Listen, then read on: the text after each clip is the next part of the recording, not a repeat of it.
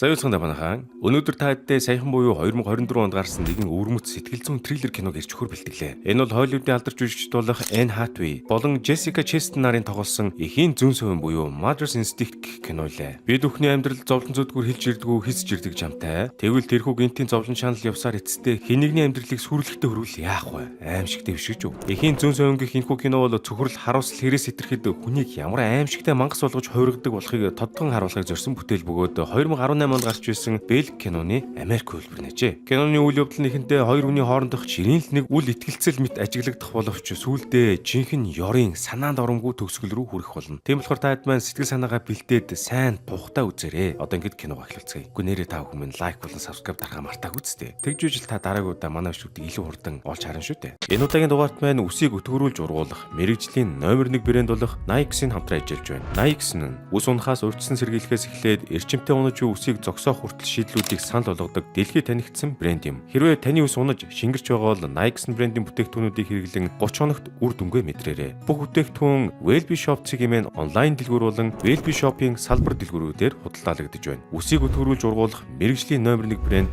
Nike-ийн.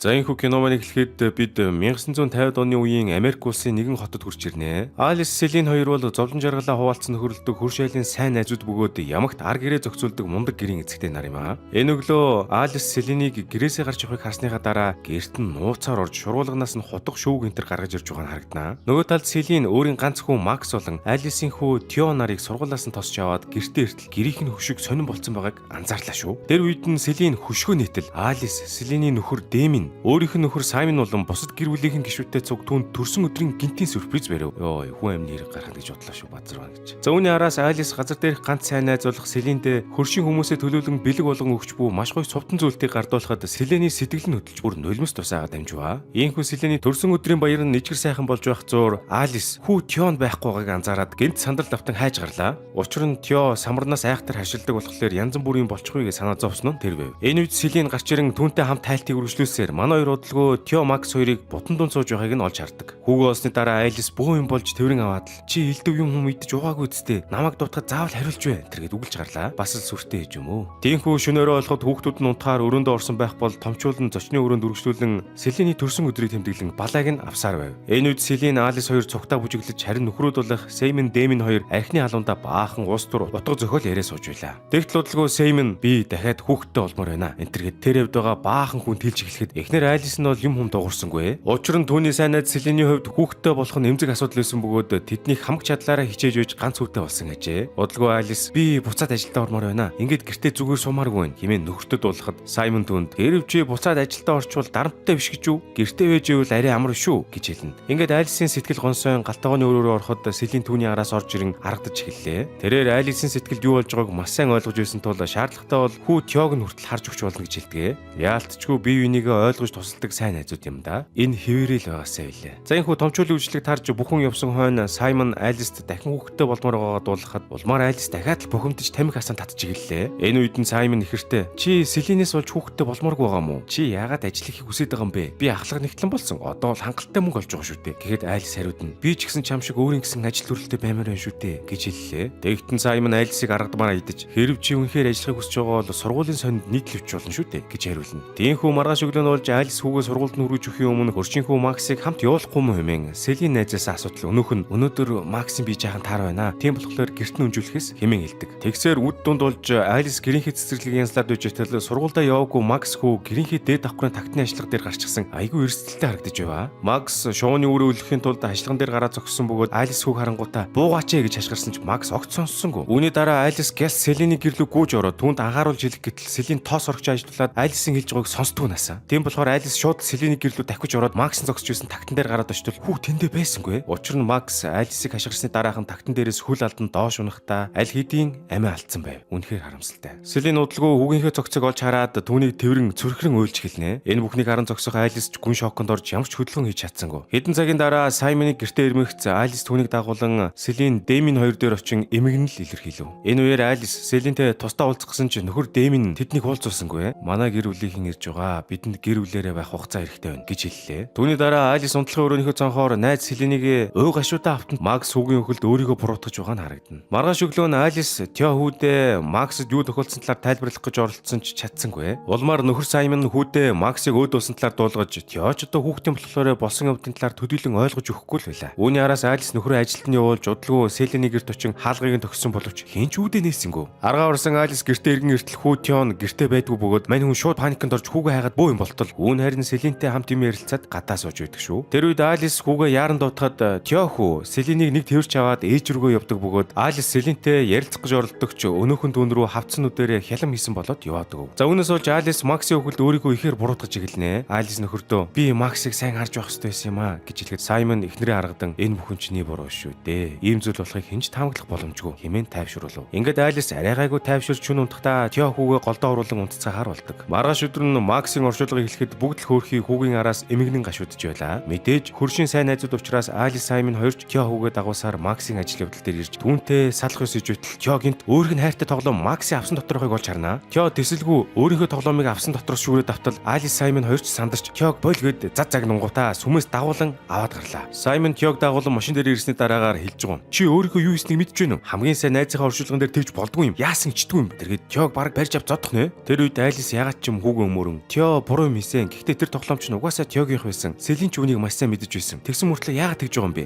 Хэмээн асуув. Ийхүү Максийн оршуулган өнгөрснөөс хойш нэг сарын дараа Селин гинт Теогийн сургууль дээр хурж ирэхэд бус ээж нар маш ихээр гайхдаг ба Селин тэдэн рүү эхлээд юу ч болоогүй юм шиг явж очсноо гинт ухаан алдаад ончов. Тэгэхдээ Алис түүнийг сургуулийн нэг өрөөнд дотор оруулж сэртлэн цуг байдаг бөгөөд ягаад сургууль дээр ирснийг нь асуутал Селин би мэдэхгүй байна. Манай гэр их чимээгүй би ганцаархнаа байснаа л их санаж байна гэж хариулдаг. Үүн дээр нэмээд Селин ойрын үед би нэг л таагүй болж хүүгийнхээ остоос хойш олон зүйлийн талаар санахгүй байгаа. Мөн өтгөн өсөн туг тугаар унаж сэтгэл зүйн хувьд тун тогтургүй болсноо дуулахад Алис найз нь түүнд ус унах олон шалтгаан бий. Зарим нь наснаас, зарим нь стрессээс, зарим нь бүр хуухны эрүүл мэндтэй холбоотой байдаг. Мөн ус уналт нь зөвхөн эмэгтэйчүүдийн биш, эрчүүдийн хувьд ч гэсэн түгээмэл асуудлын нэг. Генийн нөлөө, насжилт, стресс болон хуухны эрүүл мэндийн дөрөйтөл нь эрчүүдийн халдварлын гол шалтгаан болсон. Наиксин бол эмэгтэйчүүдийн төдийгүй эрэгтэйчүүд ч тохиромжтой шийдэл бөгөөд хуухны эрүүл мэндийг дэмжин өтгөн эрүүл өстэй байхад тусалдаг. Тийм учраас Дэймон та хоёр хоёулаа үсийг өтгөрүүлж ургуулах мэрэгжлийн номер 1 брэнд Nike-ыг хэрэглэж эхлээрэй. Бүх бүтээгдэхүүн Wellbe Shop цэгийн онлайн дэлгүүр болон Wellbe Shop-ын салбар дэлгүүрүүдээр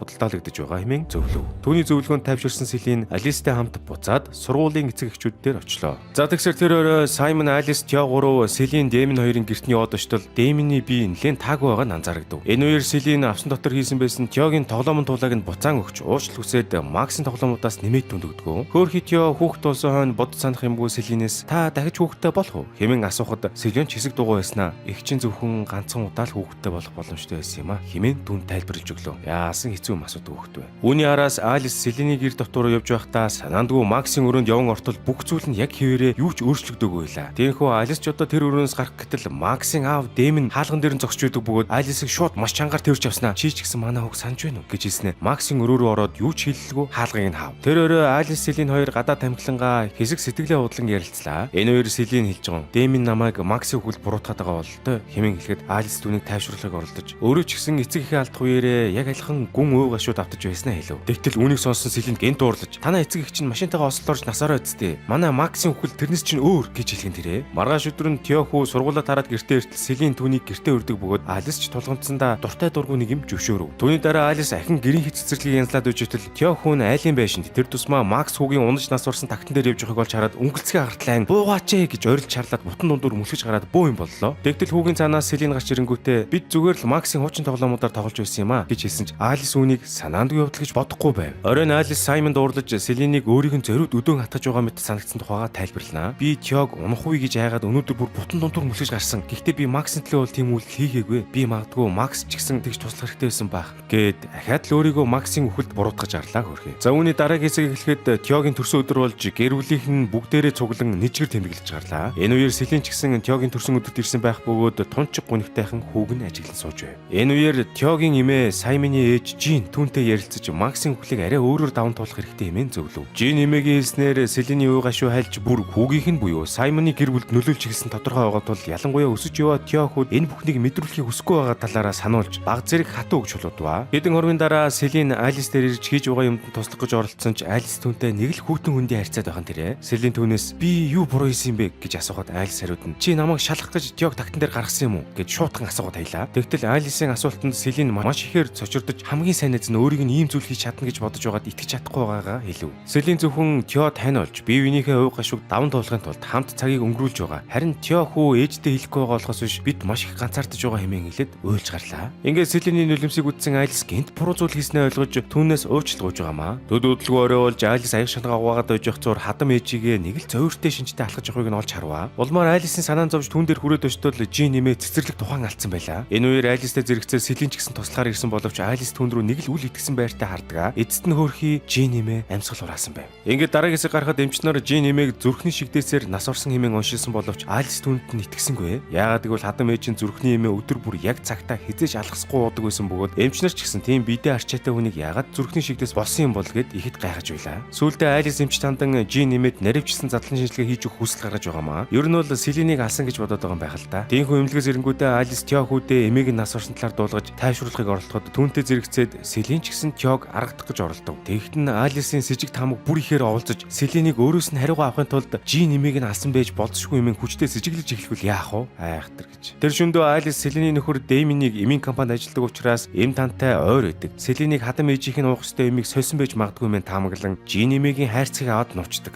Хэд хоногийн дараа эмч Жин эмээгийн бит хийсэн задлан шинжилгээний дүнг Алис танилцуулахдаа хэлж байгаа юм. Танай хадам ээж үнэндээ зүрхний эмээ уугаагүй байна гэж хэлэхдээ Алис эсэргүүцэж тийм байх боломжгүй. Би бас нөхөр маань хадам ээжийг эмээ ууж байгааг дөрөв нүдэрээ харсан гэж хэлсэн ч эмч түүний үгэнд итгэсэнгүй. Түүний дараа Алис гэртээ гис дахиж очиод Жин эмээгийн эмний хайрцгийг авах гэсэн ч нуугдсан газраас нь халгуулсан байвал яах вэ? Тэгсэр тэр өрөө Алис хүү нөхөр хоёртойгоо зүг Селиний гэрт очиж сууж байтал Тё санаандгүй самартай мэдэж улмаар харшлан сэтрээд бас л үгэнгээ алдав. Ямар муухай барцтай газар вэ? Ингээд Алис Саймон хоёр сандарч хүүгээ шууд эмнэлэгт нь хүргэж өглөө. Тэд хүлээлгөөрөө сууж байтал Селин Дэймин хоёр тэдэн дээр хурж ирнэ. Тэгтэл Алис Селинийг харангуйдаа шууд дүрлзэж хүүг нь алхахыг оролцсон энтергээд баг зодтолтонгаа алдахад нөхрүүд нь арай хийн тэднийг салгав. Тэр явдлын дараа Алис нөхөртөө Селиний талаарх бүх хардлага тайлагнаж хадам ээжийнх нь эмийн хайрцгийг хүртэл нуусан тухайгаа хэлэхэд Саймон гинт урлаж Алисыг хүчээр чирэнгүүтээ машин руугаа аваачнаа. Тэнгүүтээ Саймон өнөөх алга болсон эмийн хайрцгаа машин дотроос гаргаж ирээд би үүнийг ээжийнхээ унсан газараас олсон. Чи тийм байхад нуусан гэж юугаа яриад байгаа юм? Чи Тёг сэхэнд байхад ийм юм ярьж болно гэж юу энтергээд бас нэлээд бухимдаж эхлэхэн дээрээ. Гэсэн ч Алис өөрийгөө яа харахгүй эмийн хайрцгийг нуусан хэмээн амдаа бовтнож аль болох тайвшрахыг хичээсээр байв. Ийхүү үзэг солигдож Тёгийн биеийн байдал айжмаар тогтворчж Алис Саймон хоёр хүүтэйгээ уулзцаана. Маргааш өглөө Саймон Алис сэтгэл зүйн тусламж хэрэгтэй хэмээн хэлэнгүүтээ сэтгэл зүйчтэй уулз хүртэл товолсон байлаа. Тэр үед Алис Саймоны ээж дээр өөрийнх нь зөвшөөрлөгөө задлан шинжилгээ хийлгэснээ илчилж уучлалт хүсгэд ийм зүйл сонсон Саймон түүнийг уучлах нь байтугай илүү улам ихээр урлаж чи дахиад л эмнэлэг твтэж эмшүүлэх хэрэгтэй байсан юм хэмээн зандарна. Ер нь бол Алис маань өмнө нь сэтгцэн эмнэлэг твтэн эмшлүүлж байсан юм байна лээ л дээ. Ийхүү хэдэн өдрийн дараа Алис хүүгийнхээ өрөг цэвэрлээд явж байхдаа Селинийг машиндаа суун гэрээсээ явж байгааг олж харнаа. Улмаар Алис даруйхан Селиний зойрын өрөөрөө нэвтэрч эмийн шүүгийг нь онгойлгох гэсэн ч өнөөхөн түгжээтэй байлаа. Тэгтэл Селин буцаад гэртээ ирэхэд таарч зойрын өрөөнийх нь хаалга онгорхоохыг хараад шууд л доош буун шалгаж үзсэн шүү дээ. Тэр үед Алис зойрын өрөөний харанхуй мухарт нуугдаад байж идэг ба Селин зойрын өрөөг сайтар ажигласан ч ашгүй ямар нэгэн с ิจ г авалгүй буцан гарна. Түүний дараа Алис зойрын өрөөнөөс сэмэрхэн гараад явах гэтэл Селин аль хэдийн Алисыг гарч ирэхийг хүлээгэж зогсож ивэл яах вэ? Ийхүү Алисыг үйлдэлээр нь барьсны дараагаар Селин түүнийг юу хийж байгааг нь асуухад Алис эхлээд баахан худлаа тайлбар бодож олох гэж үзнэ. Гэсэн ч энэ яриа амжилт олоогүй тул Алис шууд Селинээс Жин эмээгийн зүрхний юм хаана байгааг нь асууж араас нь Селинийг Жин эмээгийн үхэл буруутгаж эхэлдэг. Тэгтэн Селин алмаарч Алис би газар дээрх ганц хүүгээ алдсан хүн. Тэгтэл чи одоо намайг алуурчин гэж буруутгаж байгаа юм уу? Гингүүд Алисаас гэрийнхээ түлхүүрийг хурааж аваад хөөгд гаргачихваа. За үүний дараа Алис юу ч болоогүй мэт Тё хүүгээ сургуулаас нь аваад явж байгаамаа. Тэрээр хүүгээ амралтаар явмаар байгаасыг нь асуухад өнөөх нь нэг сонирхсонгүй. Ингээд манай хоёр гэртээ ирэхэд Селин Тёд зориулан Алисын гэрийн давжин дээр хүртэл бэлэг тавин үлдээсэн байдаг ба Тёш тэрийг нь хараад баярлж очиод авах гэтэл Алис шууд өмнөр нь орж шүүрч аваад Селиний гэрлүүн шидчихв. Хэсэг хугацааны дараа гэртээ байж байгаад Алис хүүгээ өрөөндөө байхгүйг нь анзаараад сандарсантаа шууд Селиний гэрлүү дайран ортол дээд авахгүйт нэг чимээ гарахыг сонсоод гараад очлоо. Тэгсэн Тё хүү Максийн унаж амиа алдсан тагтны ажиллагаан дээр гарч зогсчихсон. Би эмээ Макс хоёр дээр очимоор байна энэ гэд хэцүү юмэрээ зогсож ивэл яах вэ? Яаж галзуурч байгаа хөхт вэ? Тёгийн хэлхийг сонсонгуудаа Алис Селин хоёр хоёулаа шоконд орж аль болох түүнийг ивэр бууж ирэхийг гуйж эхэлдэг. Тэгх үеэрээ Алис Селин хоёр байнга муудалцаж байсандаа Тёгоос уучлалгүйдэг бөгөөд Тё халтарч доош унангаа алдахад нь Алис Селин хоёр хоёр талаас нь түүнийг амжиж барьж авч чадлаа. Хэрүүл уруулаасаа болоод хүүхд алах гэж ш. За тийхүү тэр өөрөө Алис өөрийгөө үнэхээр болохоо байсан гэж үзээд Саймоны эсний дагуу мэрэгжлийн хүнээс тусалцаа авахар болно. Тэгэхдээ Саймон эхнэр хүү хоёртой зориулан бүх таагүй дурсамжаа ардаа орхиод 50 амьдраасаа гэж хүссэндээ шинэ байшин олсноо дуулгаж 2-7 хоногийн дараа тийшээ нүүхэр болсон тухайга хэллээ. Бараг л одоо тэрэн дээр байх та. Хэд хоногийн дараа Алис Селинтэй уулзахдаа уучлахгүй үеэрээ өөрийгөө мэрэгжлийн хүний тусалцаа авч мөн эм ууж тавьширч байгаагаа дуулгана. Энэ үеэр Селин ч гэсэн Максийн хөлд түүнийг буруутгаж байсандаа уучлал хүслээ. Араас нь Алис гэр бүлээрээ өөр тийш нүх гэж байгаа талаараа хэлж манай хоёрч эцэст нь нэг юм бие бинийгээ уучлан тэвэрлэж ашгүй нэг юм эвлэг шинжтэй боллоо шүү. Орой болоход Дэймон гэртээ иртэл Селин нөхөртөө шууд л арх хунтгалж өгч байгаа нь харагданаа. Тэгснээ Дэймонийг хундагтай архиа дуусгах бүртэн дахин хунтгалж өгсөөр л. Энэ зөөрөө Алистай уулзч тэднийг эндээс нүхэр усан тухайлж мэдснээ нөхөртөө хэлнэ. Тэгтэл Дэймон гинт урлаж чи угаасаа тэдний хүүхэдтэй наалдаад байгаа үсттэй. Би бол тэднийг буруутгах чадахгүй. Чи яаж өөрийнхөө хүүг тэгж хурдан мартаж чадж байна гэд хэлээд айчив. Энэ үед нь Селин өөрийгөө өмөрөх гэж оролцсон ч Дэймон түүнд хандан намайг сонс. Чи Алис Саймон хоёрыг зүгээр орхиод би бас Тёг дахиж өөрийнхөө гэрт оруулахыг хүсэхгүй байна хэмээн хатуухан хэллээ. За тэгтэл яасан гэж тэр шөнө Селин нөхрөө унтаж байхаагаар холорформ буюу маш хүчтэй унтуулдаг бодисоор амьсгалыг нь даран алж хайдаг ба хөнөөснийхээ дараа шууд л амиа хорсон мэт болгоод орхичихон тэр хайрах юм гэж. Ингээд маргааш өглөө нь Алис Саймон хоёр түргэний машин болон цагдаагийн дуу дохойг сонсон Селиний гэрт явж ортол Селин бүр юу ч болоогүй мэт нөхрөө амиа орсон байна хэмээн тэдэнд тайлбарлав. Тэгтэн Алис газар дээрх ганц найзаа өрөвдөж хэсэг хугацаанд гэртээ байлгахаар болно. Орой Саймон ажлаасаа тарж ирэхэд Алис хүүгээ унтуулахаар дээж гарах зур Саймон өөртөө хундаг виски аягалж байв. Тёхүү унтахаас өмнө Селинд сайхан амраараа хэмээн хэлэхээр орж иртэл өнөөх нь унтаагүй хан ширтээ сууж идэг ба цаанаасаа л нэг эвгүй харагдаж байлаа. Түүний дараа Селин хүүг өрөө рүү н оруулахдаа гартаа нөгөө унтуулдаг юмээ барьж орж ирээд шууд хамарт нь үнэртүүлснээ хүчээр унтуулчихваа. За энэ хооронд Алис Селиний барилж өрөөнөөс хувц авах гэж орохдоо Селиний эмийн шүүгээний түлхрийг олдог ба шууд Селиний байшингийн зойрын давхар руу явж ороод шүүгээг нь онгологтол дотор нь 9 шидийн эм бас нөгөө унтуулдаг юмнууд нь үү түмээрээ байж явахыг олж харнаа. Яг энэ мөчөд Алис өөрийнх нь зүүн совин үнэн байсныг шууд ойлгож улмаар гэрлэгөө яаран орж иртэл Селин аль хэдийн Саймоныг ухаан алдуулсан байж байгаамаа.